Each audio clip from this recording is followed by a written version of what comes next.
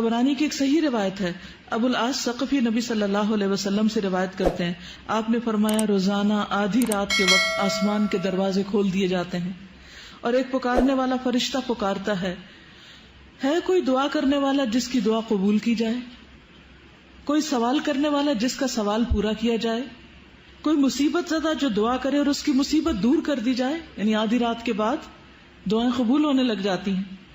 اللہ عز و جل ہر دعا کرنے والے مسلمان کی دعا قبول فرماتا ہے سوائے زانیہ کے جو اپنی شرمگاہ کے ذریعے غیر مرد کو سیراب کرتی. زانیہ عورت جو مرد کا دل بہلاتی ہے زنا کے ذریعے، اس کی دعا نہیں قبول ہوتی. پھر زنا کرنے والے لوگ خود اپنے آپ کو اللہ کے عذاب کا مستحق بنا لیتے ہیں. عبداللہ بن عباس کہتے ہیں رسول اللہ صلی اللہ علیہ وسلم نے فرمایا جب کسی بستی میں زنا اور سود عام ہو جائے تو گویا اس بستی کے لوگوں نے اپنے آپ کو اللہ کے عذاب کا مستحق بنا لیا کہ ان پر کسی بھی طرح کا عذاب آ جائے. پھر اسی طرح زانی کو دنیا میں بھی اللہ کی طرف سے سزا مل کے رہتی ہے. یعنی ایک ایسا جرم ہے کہ جس کی سزا دنیا میں بھی ملتی ہے. حضرت انس کہتے ہیں رسول اللہ صلی اللہ علیہ وسلم نے فرمایا 2 گناہ ایسے ہیں جن کی سزا میں جلدی کی جاتی ہے اور دنیا ہی میں دے دی جاتی ہے. نمبر 1 زنا اور نمبر 2 والدین کی نافرمانی، ماں باپ کی بات نہ ماننا. اور آپ دیکھیے کہ جو شخص ایسی بیماریوں میں مبتلا ہو جاتا ہے، یعنی زنا جیسی بیماری میں مبتلا ہو جاتا ہے، تو پھر اس کو ایمان کیسے رخصت ہوتا ہے؟ اس گناہ کو چھپانے کے لیے جھوٹ پر جھوٹ بولتا چلا جاتا ہے. ایک نہیں کئی ایک جھوٹ بولتا ہے. اور جب کوئی انسان جھوٹ بولتا ہے تو اس کے منہ کی بدبو سے فرشتہ کئی میل دور اس سے چلا جاتا ہے.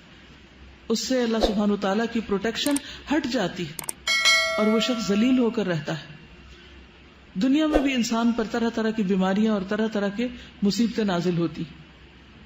پھر بڑھاپے کی عمر میں زنا کرنا اللہ کے غضب اور غصے کو بھڑکاتا ہے.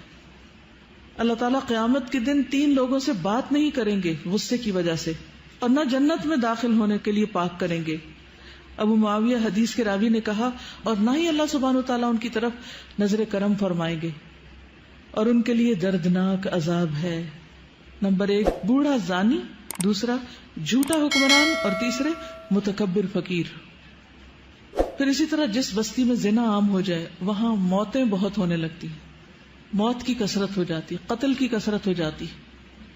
پھر اسی طرح کسی بھی غیر حاضر شخص کی بیوی سے زنا کرنے والے شخص پر اللہ تعالیٰ قیامت کے روز ایک سانپ مسلط کر دیں گے.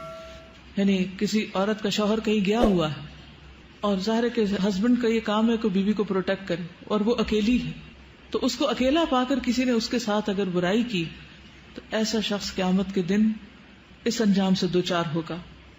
عبداللہ بن عمرو کہتے ہیں رسول اللہ صلی اللہ علیہ وسلم نے فرمایا جو شخص کسی غیر حاضر آدمی کی بیوی کے بستر پر آ کر بیٹھتا ہے اس کا انجام اس شخص جیسا ہے جسے قیامت کے روز زہریلے سانپوں میں سے ایک سانپ ڈسے گا.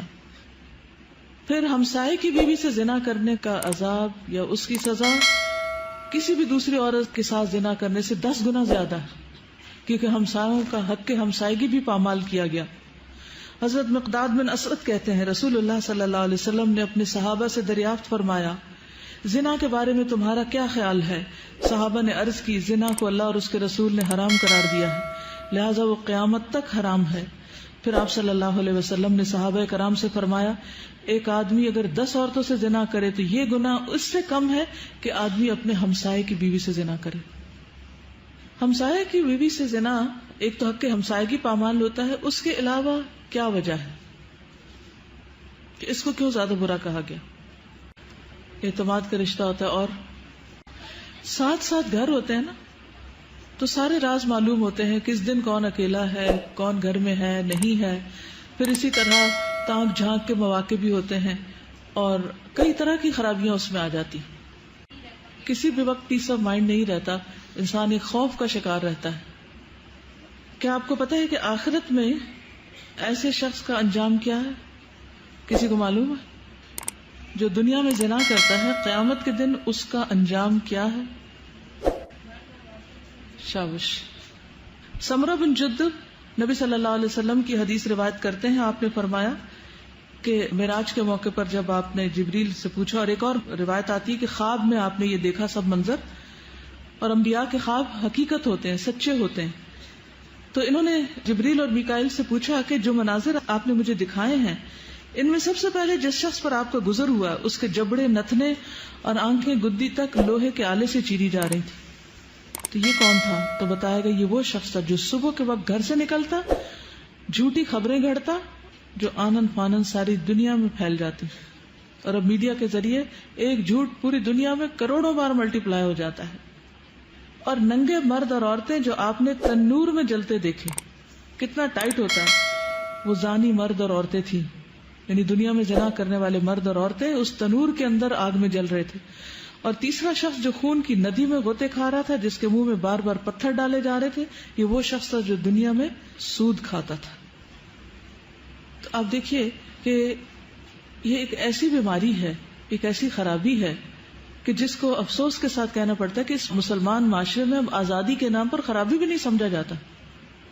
یعنی ایک وقت تھا کہ جب اسے ایک بہت ہی بڑی برائی سمجھا جاتا تھا، اور کوئی شخص اگر ایسی برائی کے قریب سے پھٹکتا تو اس کو ایک ذلت کی نگاہ سے دیکھا جاتا تھا، اسے ذلت اور رسوائی کا سامنا کرنا پڑتا۔ لیکن اب آپ دیکھتے ہیں کہ عموماً لوگ اس کو برا نہیں سمجھتے یا معمولی سمجھتے، کہتے اچھا کر لیا غلط کام، پھر توبہ کر لیں گے، معافی مانگ لیں گے۔